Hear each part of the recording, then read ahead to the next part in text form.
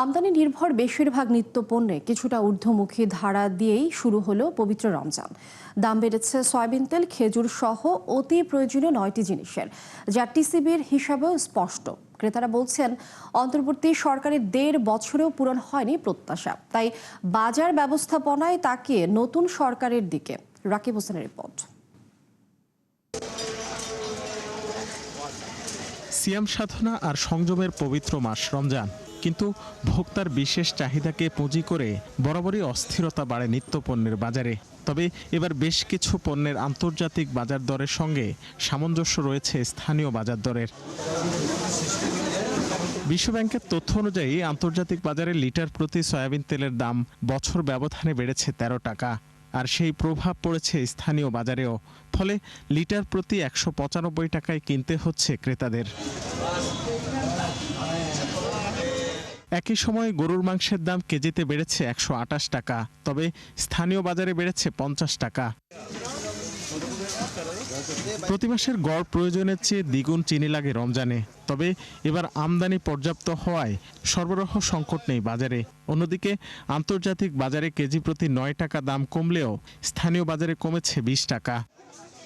ডাল ও ছোলার চাহিদাও বাড়তি থাকে রমজান মাসে, সেখানেও খানিকটা স্বস্তি বছর ব্যবধানে। যেমন মসুর ডালের দাম 1 বছরে কমেছে 10 টাকা, আর ছোলায় 20 টাকা। এছাড়া টিসিবির হিসাবে বছর ব্যবধানে খেজুরের দাম কমেছে কেজিতে 20 টাকা, ব্রয়লার মুরগির দাম কমেছে কেজিতে 10 টাকা, তবে বেড়েছে পেঁয়াজের দর কেজিতে 20 টাকা। রমজান উপলক্ষে যে এত দাম গরিব মানুষের জন্য খুব কষ্টকর।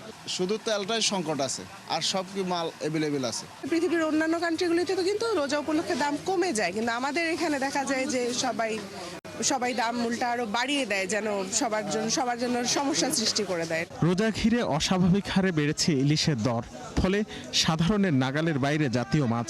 একটা ইলিশ মাছ আপনার 7 পিস হয়। একটা ফ্যামিলির ভিতরে যদি আপনার 4-5 জন লোক থাকে, 2 বেলা খেতে পারে না। একটা ইলিশ মাছের দাম 800-900 টাকা পড়ে, হাফ কেজি ওজনের। মাছ মাংসের দাম অনেক বেশি, যেমন গরু মাংস মনে হয় 800 কম নেয়, 800 হয়ে গেছে। তো গরুর মাংস তো এত দাম হওয়ার কথা না। এই ভ্যালু চেইন অপারেটর কারা? তাদেরকে আইডেন্টিফাই করা, যদি তারা খুব বেশি ম্যানিপুলেট করে তাদের রিপ্লেস করে দেওয়া, ওই জায়গায় গভর্নমেন্ট কন্ট্রোলটা নিতে হবে। শুল্ক ছাড় না থাকায় আগে থেকেই বাড়তি আপেল, আঙ্গুর সহ বিদেশি সব ধরনের ফলের দর। রোজা ঘিরে বাড়ল দেশি কলা, আনারস, পেঁপে সহ বিভিন্ন ফলের দামও। রাকিব হোসেন, 71, ঢাকা।